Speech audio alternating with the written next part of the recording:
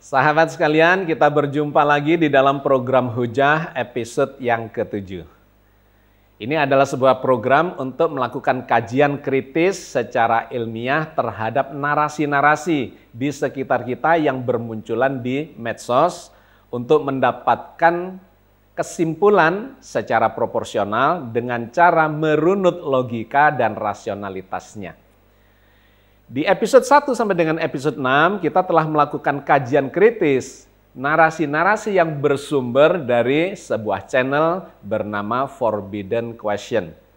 Kita telah mengkaji dua hal di sana, satu terkait dengan ketuhanan dan yang kedua terkait dengan agama. Persepsi terhadap Tuhan dan agama dalam sudut pandang ilmiah, orang-orang sekuler atau mungkin orang agnostik atau bahkan orang-orang ateis. Dan kemudian kita perlu memberikan jawaban secara kritis dalam sudut pandang yang ilmiah juga. Di episode kali ini sampai beberapa episode ke depan, kita memilih channel yang berbeda, yaitu dari channel Guru Gembul. Saya mendapatkan narasi-narasi yang menarik untuk kita lakukan kajiannya sebagai kasus, studi kasus untuk mendapatkan sudut pandang yang proporsional, yang logis, yang rasional, dan kemudian ilmiah dengan tidak meninggalkan sudut pandang keagamaan kita.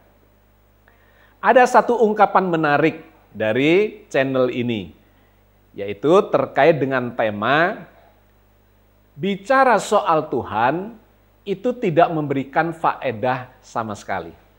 Tentu saja ini adalah ungkapan yang sangat menarik khususnya bagi orang-orang beragama atau orang-orang yang bertuhan.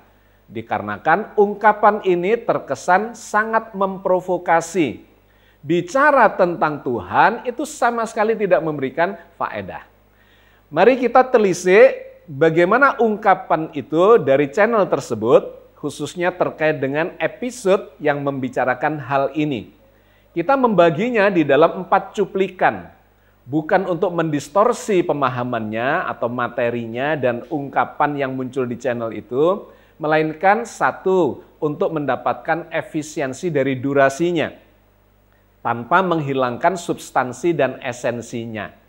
Yang kedua adalah untuk mendapatkan runtut berpikirnya, logikanya, rasionalitasnya, dan bagaimana kesimpulan yang dia bangun, dan bagaimana kita melakukan pengkritisan terhadap narasi-narasi tersebut. Mari kita ambil cuplikan yang pertama dari narasi di channel tersebut yang diungkapkan di dalam menit ke-10, mulai dari detik ke-6 sampai detik ke-19 berikut ini. Saya sebenarnya termasuk orang yang tidak mau ambil pusing terkait dengan identitas definisi Tuhan. Karena pertama itu adalah pembicaraan, dialektika, dan diskursus yang sama sekali tidak berfaedah. Dalam narasi yang dia ungkapkan ini, kita bisa mengambil dua hal dari apa yang disampaikan oleh narasumber. Yang pertama, bahwa dia tidak ambil pusing terhadap identitas definisi tentang Tuhan. Dan yang kedua, dia mengatakan bahwa atau karena dialektika dan diskursus terkait dengan definisi Tuhan itu sama sekali tidak memberikan faedah. Terkait dengan ungkapan yang pertama, saya kira kita tidak bisa melakukan pengkritisan apapun. Dikarenakan itu adalah sikap yang dia pilih. Tidak ambil pusing terkait dengan identitas definisi Tuhan. Tentu saja kita tidak bisa mengkritisi, silakan saja. Siapapun memiliki sikap untuk peduli atau tidak peduli, ambil pusing atau tidak ambil pusing terhadap definisi Tuhan. Kita skip kajian terkait dengan hal itu karena kita tidak berada dalam wilayah berhak untuk mengkritisi pilihan seseorang. Tetapi yang kedua, kemudian dia mengatakan, dikarenakan dialektika dan diskursus terkait dengan ketuhanan itu sama sekali tidak memberikan faedah. Nah, ini yang kemudian menarik dan menjadi masalah besar sesungguhnya, dan kita berhak untuk mengambil sikap atau mengkritisi narasi itu. Kenapa? Dikarenakan narasi ini mengkaitkan dengan dialektika dan diskursus. Ketika dia mengatakan dialektika, dialektika adalah suatu dinamika pemikiran. Bisa saja pada dirinya sendiri, dialektika secara pribadi, tetapi karena dikaitkan dengan diskursus, maka itu menjadi sebuah dialektika yang bersifat umum, melibatkan orang lain. Nah, ketika melibatkan orang lain, maka berarti kita juga termasuk di dalam konteks yang sedang dia bicarakan. Bahwa orang-orang yang melakukan dialektika pemikiran, mempertanyakan, kemudian menganalisa, memberikan jawaban, dan diskursus itu berarti mendiskusikan, memperdebatkan, adu argumentasi, dan seterusnya yang melibatkan orang-orang lain selain narasumber, kemudian dia katakan sebagai tidak berfaedah, tentu itu perlu dikritisi. Karena ditinjau dari sudut pandang manapun, tidak mungkin ada sesuatu diskursus, dialektika yang tidak berfaedah. Jadi ini merupakan satu kesimpulan yang sangat fatalistik sesungguhnya, mengatakan sama sekali tidak ada faedahnya. Jadi itu satu poin yang perlu dikritisi, tidak mungkin ada sesuatu yang sama sekali tidak ada faedahnya. Yang kedua, justru dialektika dan diskursus itu tentang apapun, itu adalah sesuatu yang sangat bermanfaat. Karena akan mendinamisasi pemikiran kita dan kemudian memberikan sudut-sudut pandang yang berbeda, sehingga kita memiliki kekayaan data untuk membangun keputusan. Bahwa keputusannya bisa berbeda-beda, ada yang mengatakan ini berfaedah atau bermanfaat, ada yang mengatakan setengah bermanfaat, ada yang mengatakan sama sekali tidak bermanfaat, itu silakan. Tetapi dialektika dan diskursus itu adalah sebuah mekanisme ilmiah yang sangat penting. Salah satunya adalah untuk mencerdaskan orang-orang yang terlibat di dalamnya. Apalagi kaitannya ini dengan risalah, dengan ketuhanan. Maka ketika disebut sebagai tidak berfaedah sama sekali, itu sama saja dengan membongkar fondasi ketauhidan di dalam Islam. Karena risalah Islam itu yang paling besar, itu adalah soal ketauhidan. Dari seluruh ayat Quran 6.236 ayat itu, separuhnya itu bicara tentang ketauhidan, tentang pentingnya mengenal, memahami, bahkan mendekatkan diri kepada Allah sebagai Tuhan yang diajarkan di dalam Islam. Jadi ketika dikatakan bahwa bicara tentang Tuhan sama sekali tidak berfaedah, itu langsung merobohkan, meruntuhkan ketauhidan di dalam Islam. Karena itu perlu dikritisi. Ini adalah terlalu fatalistik. Yang kedua terkait dengan diskursus. Diskursus adalah sebuah proses untuk melakukan adu argumentasi, berdiskusi, berdebat, melakukan klarifikasi dan seterusnya untuk mendapatkan kesimpulan yang lebih baik dari sebelumnya menuju pada kebenaran kesimpulan seperti yang diajarkan oleh risalah. Ketika ini dikatakan tidak berfaedah, maka tentu saja itu menjadi masalah besar, khususnya bagi agama Islam yang risalah utamanya adalah la ilaha illallah. Tidak ada Tuhan kecuali Allah. Itu adalah dialektika. Memperbandingkan tidak ada Tuhan kecuali Allah. Itu adalah dialektika. Dan kemudian harus dibangun dalam sebuah diskursus dengan argumentasi-argumentasi yang mendasar. Kenapa Islam mengajarkan tidak ada Tuhan kecuali Allah.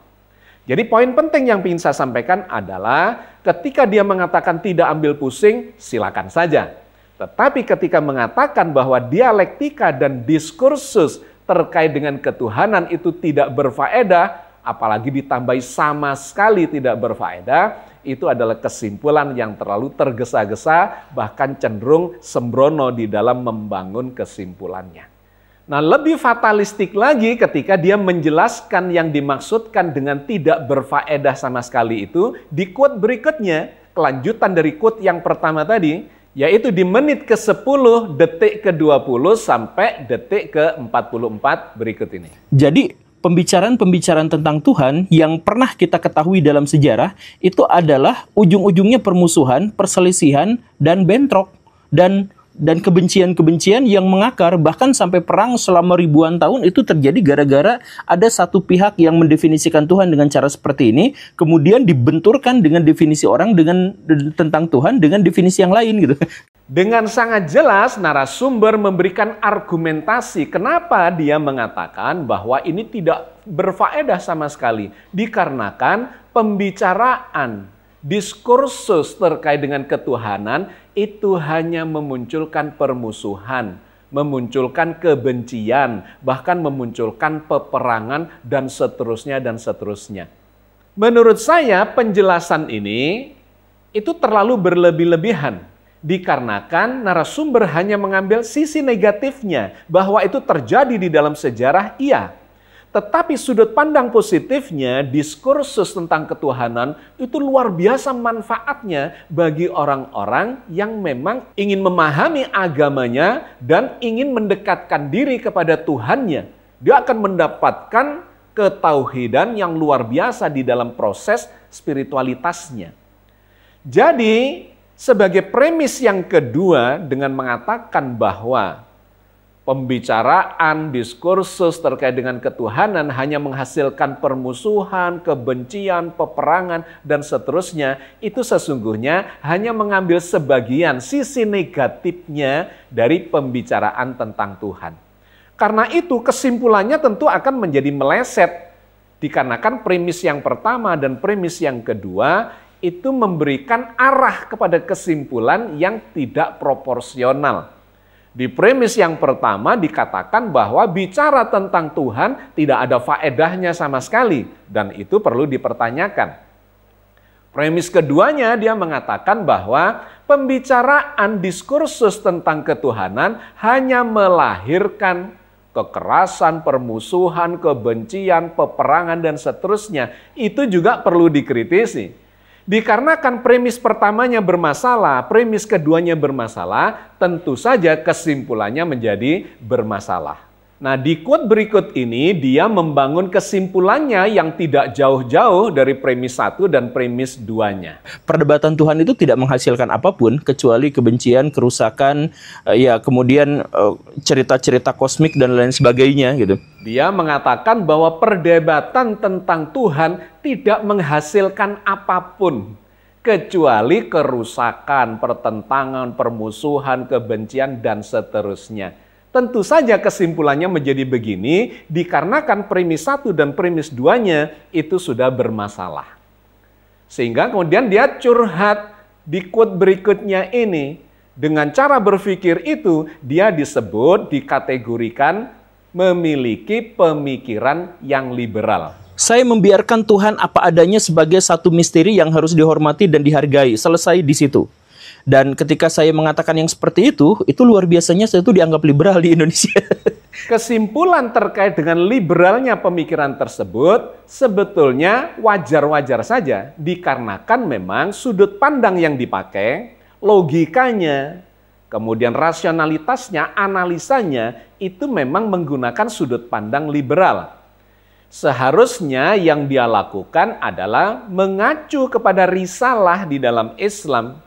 Bagaimana Islam justru mengajarkan dialektika dan mengajarkan diskursus untuk memahamkan soal ketauhidan ini. Misalnya yang difirmankan Allah di dalam surat Ar-Ra'd ayat 16. Qul marrabbus samawati wal ard qulillah. Qul afattakhattum min dunihi awliya'a la yamlikuna li anfusihim naf'au wala dharra. Katakanlah, siapakah Tuhan langit dan bumi? Jawabnya Allah. Katakanlah, maka patutkah kamu mengambil pelindung-pelindungmu dari selain Allah? Padahal mereka tidak menguasai kemanfaatan dan tidak pula kemudorotan bagi diri mereka sendiri. Jadi sahabat sekalian, dalam sudut pandang Islam justru dialektika dan diskursus tentang ketuhanan itu adalah sesuatu yang sangat diperlukan dan bermanfaat, berfaedah untuk membangun keimanan dan ketakwaan kita semua. Salam.